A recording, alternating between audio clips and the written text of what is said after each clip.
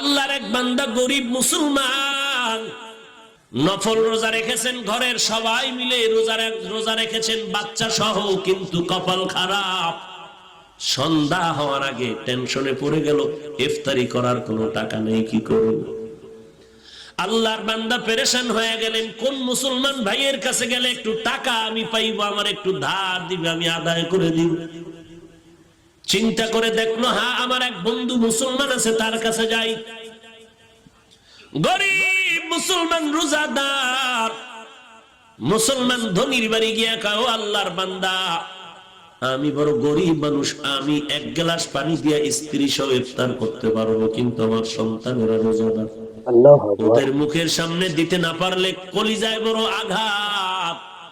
তো কি হয়েছে বলে, আমারে কিছু টাকা যদি আপনি ধার দেন, আমি ইফতারির আয়োজন করব, আমাকে একটু সময় দিলে আমি আপনার টাকা আবার পরে আদায় করে দিব।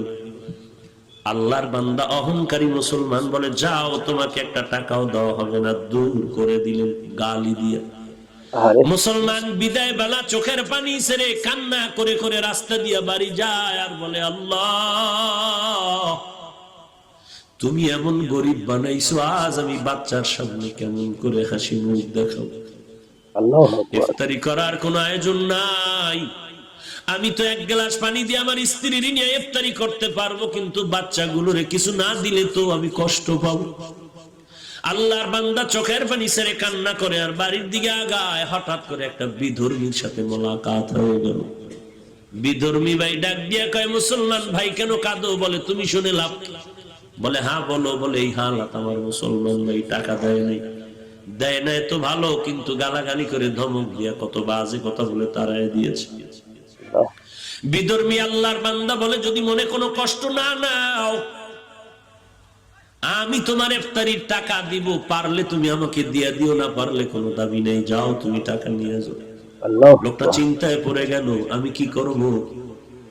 কিন্তু নিরুপায় হইয়া যখন বিধর্মীর রিকোয়েস্টে টাকা নিয়ে ইফতারির আয়োজন করলো, সন্ধ্যাবেলা ইফতারির সময় বাচ্চাদের নিয়ে মোনাজাত করলো, হে আল্লাহ আমি কি দোয়া করবো এই বিধর্মীর জন্য? মুসলমান তো টাকা দিল না, বিধর্মীর জন্য আমি কি দোয়া করব? তবে এতটুকু করি, হে আল্লাহ তুমি দয়ার নজরে, আমি তো বেঈমানি করতে পারি না, যে উপকার করলো তার তো শুকর আদায় করতে হবে, এতটুকু দোয়া করি, তুমি তার সিনার মধ্যে হেদায়েতের নূর দান করে দিও। সুবহানাল্লাহ। আল্লাহর বান্দা ইফতারির সময় দোয়া কবুলে এই দোয়া করিয়া ইফতারির আয়োজন কমপ্লিট করে রাত হয়ে গেল। গভীর রাতে সবাই ঘুমায়। এরে চট্টগ্রামের ধনী মুসলমান, ভালো করে শুনো, আজকে তোমার টাকা কুকুরে খায়, কিন্তু তোমার বাড়ির পাশে কত গরিব একবেলা ভালো খানা খেতে পারে না।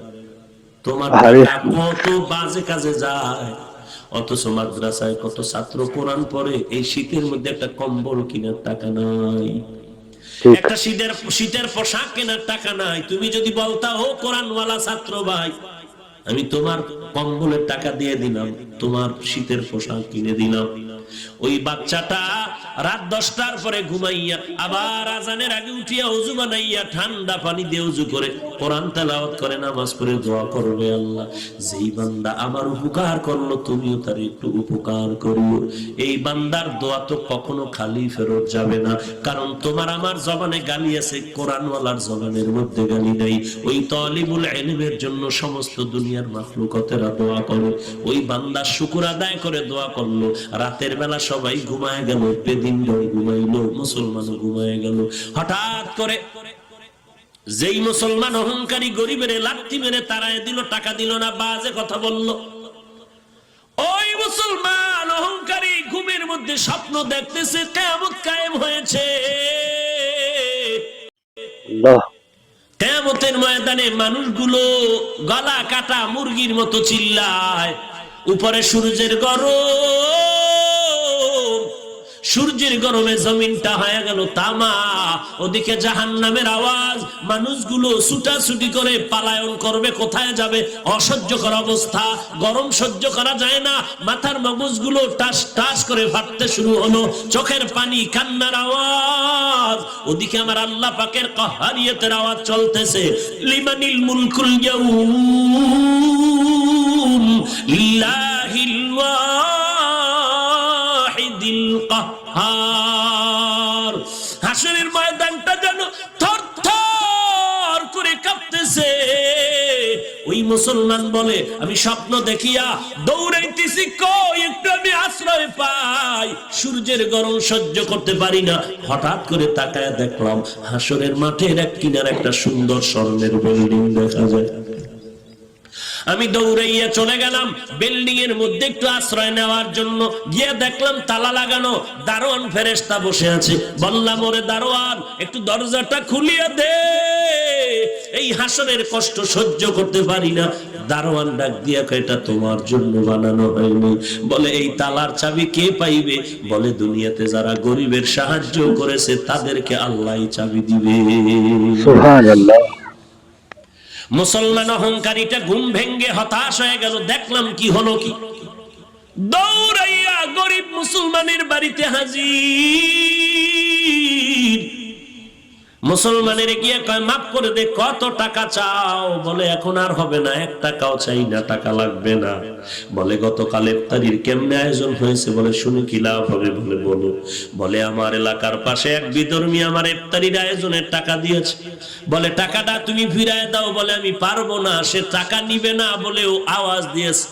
মুসলমান পাগলের মতো দৌড়াইয়া বিধর্মীর বাড়ি চলে গেল। অহংকারী বিধর্মীরে গিয়ে কয়, ভাই, গতকাল তুমি নাকি মুসলমানের ইফতারির টাকা দিয়েছো, নাও, তোমার টাকা বাড়ায় যা চাও আমি দিতে রাজি। বলে, কারণটা কি? আমি এখন টাকা নিব না, নেওয়ার জন্য আমি তো উদ্গ্রীব হই না, আমি টাকা নিতেও চাই না, পারলে দিবে, না পারলে নাই। বলে, নাও। বলে, না, এত পাগল হয়েছো, এই পাগলটা যদি কালকে হইতি কপাল খুলতো। এখন বিল্ডিং দেখা পাগল হয়েছো, এখন আর ওই বিল্ডিং তোমার কপালে আর নাই।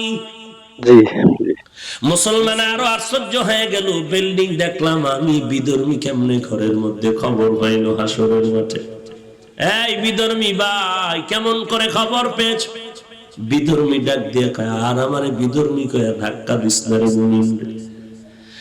এই মুমিন ভাই, আমি রাতের বেলা যখন ঘুমায় গেছি, ওই ইফতারির আয়োজন করিয়া আমি দিলটা বড় খুশি হয়ে গেছে। জানি না সে আমার জন্য কি দোয়া করেছে।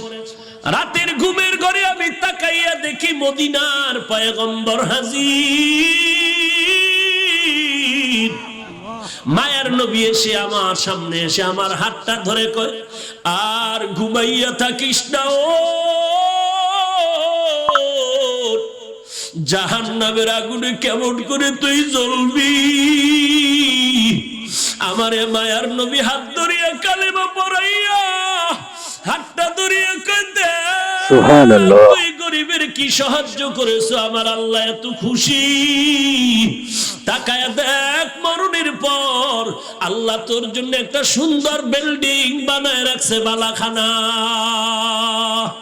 এরে যুবক, অহংকারী করিস না। এলেমের বড়াই, আমলের বড়াই করে কি লাভ? সাহাবায়ে কেরামের মতো তো আমল তুমি আমি করতে পারি না, তাদের মতো এলেম তোমার আমার নাই, তাদের মতো তাকওয়া তোমার আমার নাই, তাদের মতো তাহাজ্জুদ তোমার আমার নাই, তাদের মতো এলেম আমল তোমার আমার নাই, তাদের মতো বড় মুহাদ্দিস জমিনে কেউ হবে না, হয় নাই, তাদের মতো বড় মুফাসসির কেউ নাই, হবেও না, তাদের মতো তাকওয়ালা কেউ নাই, হবেও না। এরপরে তাকায়া দেখো, সাহাবায়ে কেরামের মধ্যে আবার 10 জন সাহাবা জান্নাতের সুসংবাদ পাইলেন। 1 নম্বরে আবু বকর, এরপরে ওমর, ওসমান, আলী রাদিয়াল্লাহু আনহুম আজমাইন। এদের ইতিহাস তাকাও। 10 জন সাহাবা জান্নাতের টিকিট পাওয়ার পর নামাজে দাঁড়ায় সারা রাত কান্নার আওয়াজ। আল্লাহু আকবার। কান্নার একটাই কারণ, কবরে আমার কি উপায় হবে, এই জন্য কান্না।